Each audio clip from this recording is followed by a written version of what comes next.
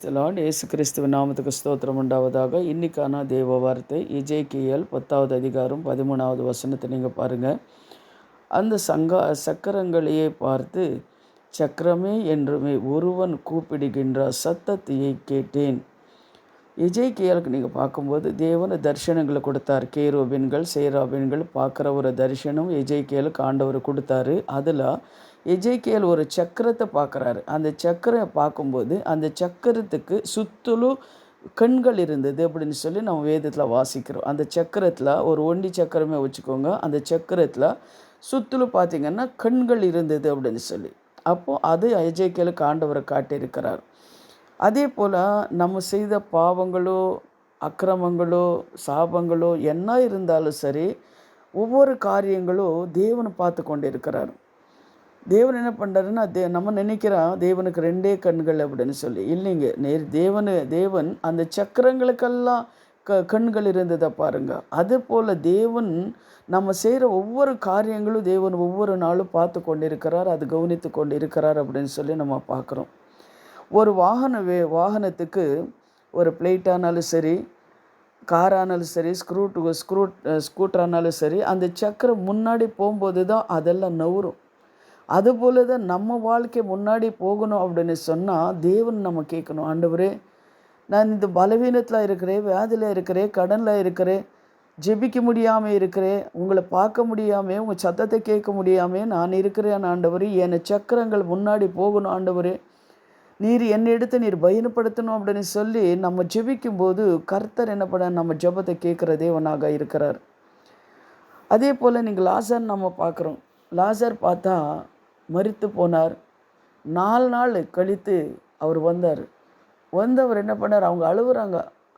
மார்த்தாள் மரியாள் அழுகுறா, எனக்கு யாரும் இல்லையே, தாய் தகப்பன் இல்லையே, சொந்த பந்தங்கள் இல்லையே, இருந்தது ஒரு அண்ணாவே, அவர் இறந்து போயிட்டாரு, தம்பி இறந்து போயிட்டாரு, நமக்கு யார் இருக்கிறாங்க, நம்ம வாழ்க்கை இவ்வளோதானா அப்படின்னு சொல்லி அழும்போது ஆண்டவர் சொல்கிறார், மார்த்தாரே அழாதே, பயப்படாதே.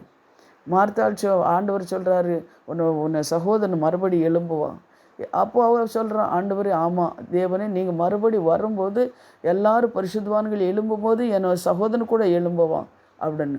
அப்போ அவன் என்ன பண்ணுறா, விசுவாசி. ஆண்டவர் சொல்கிறாரு, விசுவாசி, தேவனோட மகிமையை காண்பாயன்னு சொல்லி அந்த கல்லறைக்கிட்டே போகும்போது அந்த கல்லறைக்கு போட்டிருக்கிற அந்த கல்லை திறன்னு சொல்லும்போது கல் திறக்கும்போது லாசரு எழும்பி வா அப்படின்னு சொல்லும்போது லாசரு எழும்பி வந்தார் அப்படின்னு சொல்லி நம்ம பார்க்குறோம். தேவஜனமே, நம்ம தேவனாலே ஆகாத காரியம் எதுவுமே கிடையாது. தேவனோட கண்கள் நம்மளை பார்த்து கொண்டு இருக்கிறது அப்படின்னு சொல்லி நமக்கு எல்லாருக்கும் தெரியும்.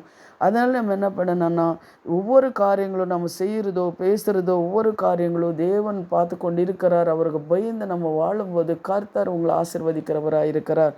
கர்த்தரோட கண்கள் உங்களை மேலே மட்டும் கிடையாது, உங்கள் குடும்ப சொத்துலோ உங்கள் வீட்டு சொத்துலோ கர்த்தரோட கண்கள் எப்பொழுது இருக்கும். அதனால் கர்த்தரோட கண்கள் உங்கள் குடும்பங்களில் இருக்கும்போது எந்த ஒரு பொல்லாப்பு உனக்கு நேரிடாது, வாதே உனக்கு கூடாரும் அணுங்காதுன்னு சொன்னால் அந்த வசனத்தைப்படி எந்த ஒரு சத்ரு உங்கள் உன்னை குடும்ப சொத்துல கண் போட முடியாது, உங்கள் பிள்ளைங்களை சொத்துல கண் போட முடியாது.